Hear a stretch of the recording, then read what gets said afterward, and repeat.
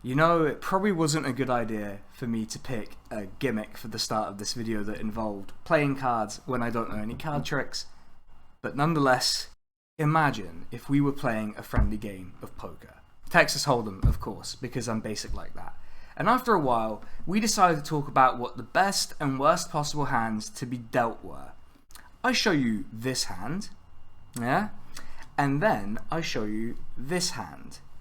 Now you would probably be able to tell me which of those hands was good and which of those hands was bad, or at least tell me which one was better than the other. And just for the record, it was the pair of aces. So if you got that right, well done. You get to stick around for the rest of the video. Otherwise, I don't really know what to tell you. I guess go back to the beginning, try again. But now let's imagine a third person who, unsurprisingly, keeps losing every single hand we play. And they come in and they say, these two hands are the same to me. Yes, these two hands are the same to them, despite the fact that they're very obviously different and have very different implications for how you should play the game. Well, that's a rather long-winded analogy for something that you might see repeated over and over again. The idea that two extremes that are polar opposites can have more in common with each other than with a moderate group between them.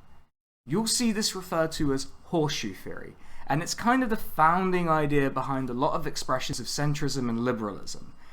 As I explored in another video, centrism, especially its more aggro varieties, defines itself against perceived extremes, and they often do so in order to pitch themselves as the grown-ups in the room, or sensible, or just plainly grown up, as if having views outside of the political centre is just a matter of maturity as opposed to a matter of not benefiting from the status quo they're defending. And, you know, actually having to live with the consequences of political decisions in, like, you know, let's say the UK, which is famously shit. That's why there's every kind of movement you could imagine trying to leave. Horseshoe theory and its lesser known counterpart, fishhook theory, are topics that other people have done videos on, though they're mostly short summaries. So I'll try to do a quick overview of each one, explain what the body of evidence is for each one, and attempt to unpick why people choose to believe these theories and why those people find them useful. Also, as a little bonus with fishhook theory, I'll offer a thought or two about whether it's actually a useful tool for us on the left, and I'll also make a rather basic point at the end, that perhaps different things are indeed different. What the fuck is horseshoe theory? So, politics is commonly depicted as a two-dimensional Cartesian space. So that's fancy talk for this. It'll be up on the screen. Future Sanan, you got to put that up on the screen. There it is. Okay. Where politics can be graphed as a series of points along two axes with diametrically opposed principles at either end. So in this case, authoritarianism is at the top and libertarianism is at the bottom, and left and right are opposing each other on the left and right, which I suppose helps keep it simple if nothing else. Horseshoe theory suggests the shape of how politics is distributed, if it could be measured, and I'd argue that it's not a worthwhile thing to be doing, resembles the curved shape of a horseshoe. That is, where the extreme positions further away from the centre are closer to each other than the position in the middle. This leads to some interesting attempts to interpret politics and various political tendencies with a bunch of competing horseshoes being produced. Don't you love the marketplace of ideas? We can have many different horseshoe theories. It can't produce a single debate worth watching, but it can produce 20 horseshoe theories in a room with 19 people in it. A particular favourite of mine is this one, which definitely puts a lot of very telling things at various points. We see here some of the problems with trying to impose a shape onto politics that is less about actually understanding things and more about forging a narrative. Because while I don't particularly disagree that anarchism is, unfortunately, perhaps, a fringe ideology, I don't think it's especially similar to Islamism And I definitely don't think anyone who's actually engaged with anarchist writing would suggest it's closer to fascism than the concept of equality, which has been placed at the centre here. Given this is the kind of thinking that's been produced by horseshoe theory, you might imagine that I don't have a lot of faith in it as a thing to be taken seriously. And you'd be right. But we're going to try and take it seriously nonetheless, because even if we know, and we should know, that it's a clownish joke, the idea that the far left and the far right are more than just superficially similar, but are fundamentally closer to each other than to the political centre, or the bulk of public opinion as some electoralists will try to justify their thought, is something that a lot of people with significant platforms in the UK and the US, but again, I live in the UK, so I have to cope with it and try and deal with it with these videos, act upon, if not sincerely believe. It's particularly seen a revival in the US with Donald Trump and Bernie Sanders, who, if I had to be honest, couldn't really be more different, but okay. And in the UK with the SNP, Jeremy Corbyn, Brexit and Boris Johnson, and a political centre desperate to tie all of these things together, often under the banner of populism, which is perhaps a topic for another day. But the short summary is, they never settle on a single definition of populism, so they keep getting it wrong. Like, really, really wrong. So, we know what we're looking for. The hated far left and the dreaded far right aligning more than they do with the centre. So, let's go looking for some horseshoes. Luckily for us, people have gone looking for horseshoes, and I would say that it's turned up some interesting results. There are a few ways to look for horseshoes. One that we'll be taking a look at is to simply look at the history and actions of the far right and far left regimes that have existed, or those that simply identify or are commonly identified as such, and see where the similarities might be, and compare and contrast to your boring old liberal democracy with your freedom of speech, unless you say the wrong thing, in which case a member of the brave pet press will hold you accountable instead of the government. Your right to vote, unless you're from a marginalised background or a working class, in which case it'll be suppressed by both legal means and your living conditions, and your good old-fashioned right to party. Another way to look for horseshoes is to try and measure what people across the political spectrum believe in as scientifically sound a way as you can. So for example, you might ask a sample to place themselves on the political spectrum from 1 to 10, where 1 is the furthest left and 10 is the furthest right, and then ask them a series of questions about what values they think are important, what their views are on certain policies, and how important certain aspects of political systems are. And if the horseshoe is real, you'll see alignment between people putting down 1 and 2 and maybe 3, and those putting down 8, 9 and 10. To grossly oversimplify how you'd go looking for it, because social science is complicated, and that's why I studied physics. Because there's an ideological interest that aligns with a lot of political scientists, among others, preferred political system in portraying the far left and the far right as the same, you'd think there would be piles of evidence for it that was easily accessible and that showed that there was a definite similarity in the way that people on the far left and far right think of and pursue politics. I'm going to be honest, I struggle to find anything other than superficial similarities being mistaken for substantive ones. For example, one article which was comparing the reactions of far left and far right groups to the COVID-19 pandemic and restrictions brought in as a result, highlighted the fact that individuals on the far right engaged in political violence in order to pursue their goals, while the far left also had Antifa. I'm going to be honest, that strikes me as little more than superficially similar things being mistaken as the same, since far-right political violence is done in the name of ideologies that seek to destroy marginalised groups, whereas Antifa violence tends to be done to prevent that? They're not the same. That being said, there was one very interesting article that used data from the World Values Survey that perhaps found some horseshoes, just maybe not the ones we expected. For example, according to the data in the survey, centrists are the least likely to say that democracy is a very good political system. Yeah, check out those graphs. I'd maybe issue a caveat here that the words very good maybe load the question in the minds of people who did cringe stuff like the wooferendum, which I would suggest is approaching animal abuse for making your dog the focus of your middle-class obsession with being able to go on your skiing holidays easily. But anyway, it is interesting that the horseshoe here, the place where the self-reported values of the far left and the far right seem to align, is the idea that democracy is good, actually. Though, I guess I'd add more caveats that this is with the warning that both sides probably have a very different idea of what democracy is and who it's actually for.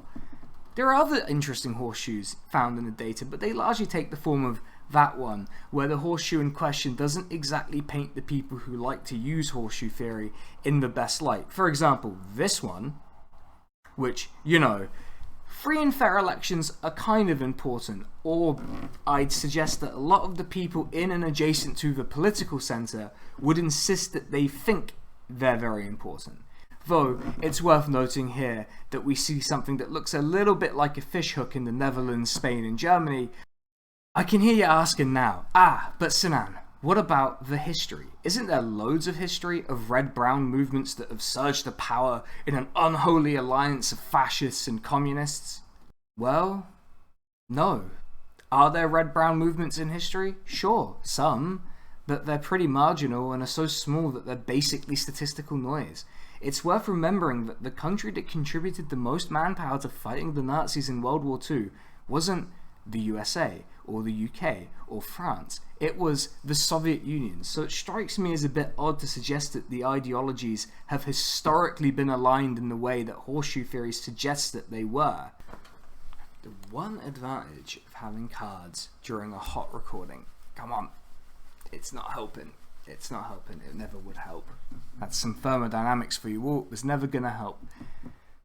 I'm going to get into why people believe it, but first let's have a little bit of not entirely serious time. During my research for this video, I happened upon a spectacularly cursed website, and it would be wrong for me to deny you knowledge of its existence. The website is called debate.org, and there's so much I love about that, mainly the vibe that this is where debate used to be before all of the debaters sold out and went on Twitch. We'll be examining a couple of arguments used on that site during a discussion that was totally primed by a loaded premise called Horseshoe theory is a ridiculous and fallacious point made by liberals, which, in fairness, I think is essentially correct, but the person who started that debate has definitely made up their mind. So, let's see what some of the finest minds debate.org has to offer in support of horseshoe theory have said, and grade them. The horseshoe theory is accurate and valid. The aim of both ideological extremes of left and right is people, control, and power. Anyone who says that one of the other is some sort of beneficent ideal is a liar or a fool. As is anyone who tries to sell you on the theory that the two ideologies are actually opposite ends of a linear plane. The horseshoe theory is accurate and valid. Those at the extremes of the left and right just don't want to believe it, and will never admit to it because they don't want to let it show that they're both aiming for power in exactly the same way as their opposition. The Nazis and communists used exactly the same methods and tactics in trying to forward their aims. History doesn't lie, unless unscrupulous individuals manage to hoodwink gullible, lazy people with twisted versions of history. So, I don't really know where to start with this one, partially because I suspect the person is getting mad about the subject as he's writing his answer out. So let me just open with this. Leftist ideas are good. I think there's plenty of material evidence out there to suggest that. The idea that ideologies that seek to create almost perfectly opposing visions of society are the same is, well, the view of a liar or a fool, as the author puts it. I think the author is kind of trying to get at populism when they say people control and power, and in general that's code for wanting to offer people things, which, you know, you'd think if you were trying to create your ideal society, you'd know what it offers to people. There's also this weird bit about using the same methods and tactics in order to get power. I'm not sure what the author is more offended by, the seeking of power or the tactics, but I really need him and you to understand that superficially similar things aren't necessarily the same. Also, he's right. The history doesn't lie. Well, mostly. It's just that the history doesn't say what he thinks it says. So all in all, I'm going to give him a 2 out of 10. Gotta try a bit harder, man. Let's move on to contestant number 2. This is not a theory, it is the truth. Example, a fully capitalist society will inevitably lead to a society dominated by one super corporation. A communist society is led by one super corporation, the government. Both control all markets and have absolute power. An anarchist society must be led by someone. Anarchy will always devolve into fascism in nearly all circumstances. The strong come out on top.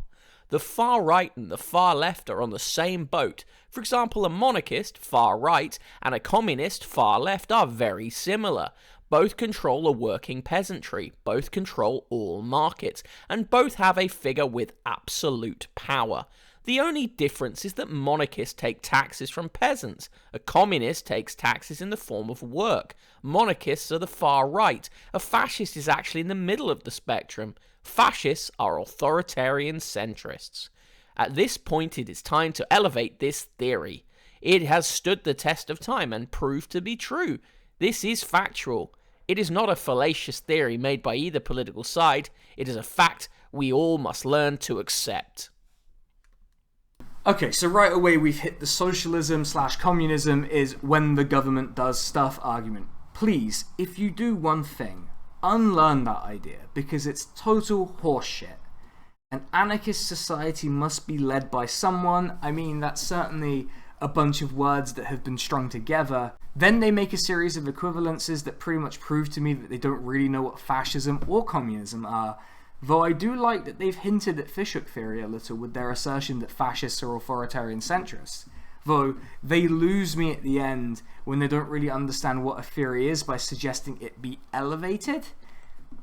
I'm going to give it 1 out of 10. It's a 1 out of 10 for me. I'm only giving it the 1 because it hinted at Fishhook theory. Contestant number 3 makes a short point for us. It makes sense. There really is no rational argument to refute this. Those on the far left have as much mind lock as those on the far right.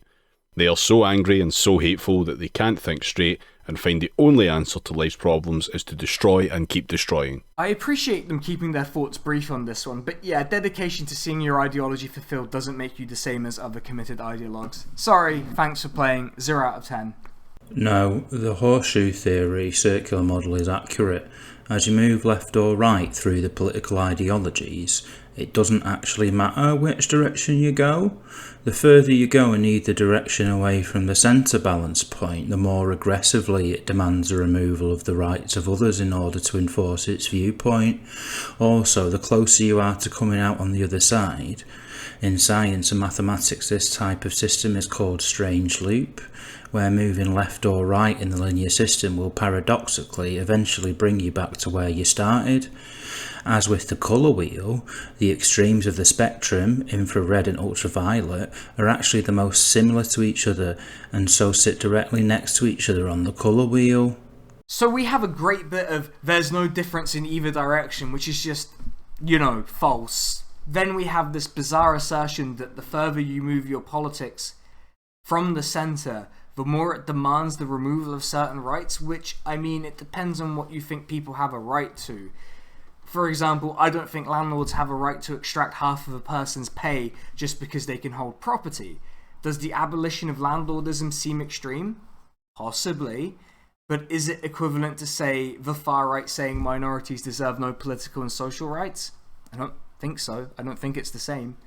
They also invoke the strange loop, which is one of these things, which I guess is kind of more interesting as a structure than a horseshoe, but they really confused me by invoking ultraviolet and infrared, saying that they're similar on a colour wheel.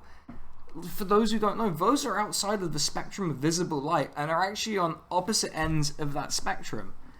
So, a little less STEM brain would probably have gone a long way here, but that was a better effort to describe things than pretty much every other one we've seen so far, so I'm feeling a 3.5 out of 10. Now we move on to our final contestant. Nope, this is not true. The Nazis and communists are very similar, but on the opposite sides of the spectrum. They both want to initiate force on people, and if your ideology initiates force on others, it's not a good one. That's why libertarianism is the greatest, and why horseshoe theory is correct. Another short one, but the use of force isn't unique to the ideologies of the far left or the far right, so file that one under superficially similar things aren't the same. I know, I'm going to bore you with that one. And I have to say, a top-class punchline about libertarianism. Sadly, this might have been the best argument that was presented, but they also made it about why an ideology fixated on the age of consent is the greatest, so I'm gonna have to give it a 2 out of 10. I'm not sure that really illuminated much about why people believe it, other than trying to justify their belief that the far left and the far right are the same. And they're just not the same. I hate to be the facts don't care about your feelings guy, but that's just the way it is. The simple fact is, no one wants to be a fascist, or openly associated with fascism. That's why even the biggest right-wing headbangers take offense to being called a fascist, which is why you see the common crying about how the word is being demeaned by its use by people on the left. Knowing that this association will make you a pariah, at least among a significant proportion of the population, you could see why people with an investment in the status quo would love to create an association between the far left and the far right, even though they're not at all the same. Like, not even close. What the fuck is fishhook theory? Let's return to our Cartesian space. If I was placed at the coordinates -9, -4, and a hypothetical anti-Sinan were placed at 9, 4, and then we had a perfectly neutral Sinan who couldn't tell the difference between good and bad things, and I don't know, probably voted Lib Dem or something embarrassing like that, who sits at 0, 0. Under horseshoe theory, me and the anti-Sinan would be closer to each other than either of us would be to the neutral Sinan. But what if we had an alternative topography for how we conceive of politics? What if instead of our lovely Cartesian space or the hated horseshoe, we had a fishhook? So, as we move from the far left, we go in a straight line towards the center, but once we go right of center, it curves around and we see that the far right and the center, despite being a significant distance apart, if we were to travel through the fishhook, are in fact closer together than the far left are to either. So in this scenario, I would be roughly as far away from the anti-Sinan and neutral Sinan as possible, but my other two versions of myself would be very close together politically. I think you're probably going to know what I'm going to say about this, given that I like to be consistent about these things, or at least consistent for a video, but let's see if there's any real evidence for it. So, in order to look for some evidence, let's return to that article from earlier and look at something interesting. Of course, there are some exceptions. The UK is looking mighty horseshoe-like again, but isn't there something interesting at play? It looks like the centre is closer to the far right in an awful lot of places on the issue of authoritarianism. Obviously, I should say that on average, the European centre and far left are far closer on the issue, with the centre having slightly more approval of strongman leaders, but in the US, you could see an absolutely brain-melting bit where the centre are the most in favour of a strongman, which, you know, #resistance, I guess? But here's where things will get interesting. We're going to take a nice, long, calm look at the history and see whether the centre has aligned itself with the far right or hard right before. I don't want to Godwin's law ourselves immediately off the back, but it's well documented that Centrum, or the Centre Party, tried on numerous occasions to form governing arrangements with, not the communists, not really even the Social Democrats, but the Nazis. They also ended up supporting the infamous Enabling Act, so we're already off to a rather poor start on the historical front for the political centre. We can also jump back to the UK, which, you know, I'm always super pleased to do. Take a look at this from a Liberal Democrat.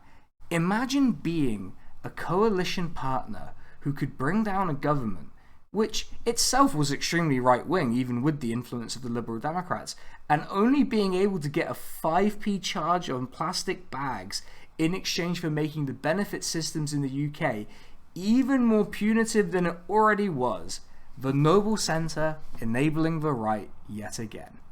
Or even take the case of Emmanuel Macron in France, whose government has been pushing so hard not to be outflanked on the right by Marine Le Pen that they've enacted laws which any reasonable person would consider Islamophobic, and have created a situation where the interior minister was berating Le Pen, an actual fascist, for being too soft on Muslims, giving her the opportunity to set herself up as a defender of freedom of religion.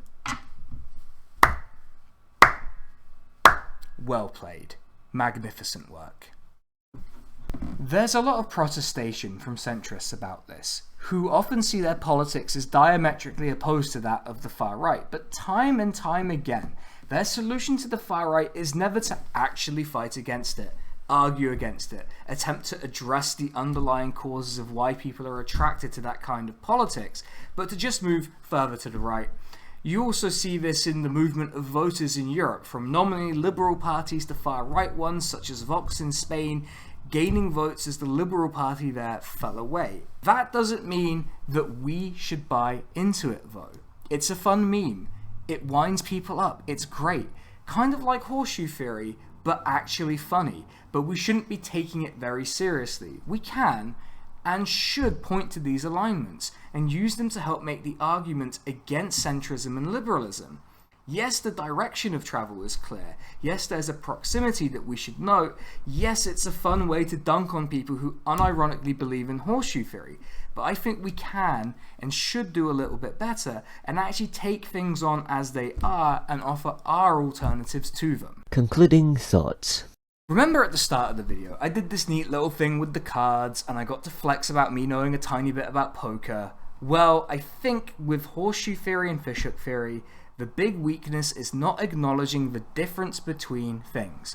There's a danger of getting sucked into the superficial instead of looking at the specific ways harm can be caused by, say, centrist pitches towards racism. And that leads to people trying to tackle these two linked. They're definitely linked, but distinct tendencies in the same way.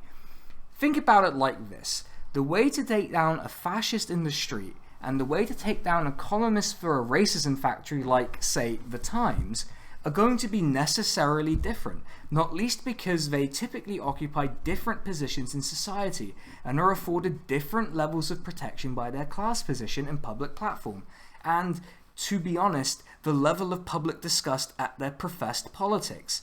So yeah, no grand insight here. They're both kind of bullshit. Even if one is funnier than the other, and I just did a whole video about it. But, you know, keep the memes as memes, have fun with them, don't buy into them too much, and let's wrap this thing up.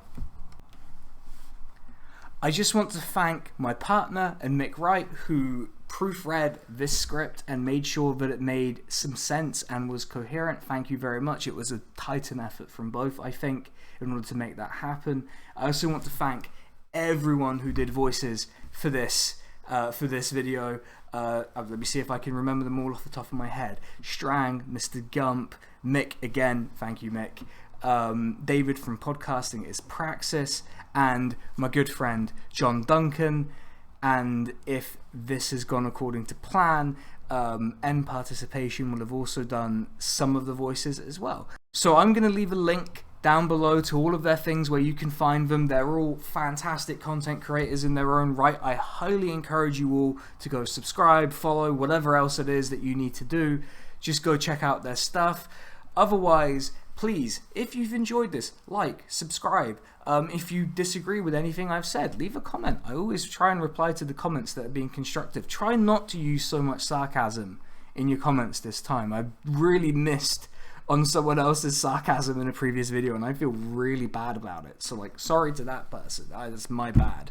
But otherwise, no card tricks. I can't do card tricks, but I will wave them in front of the camera as I tell you to, you know, have a nice day and take it easy.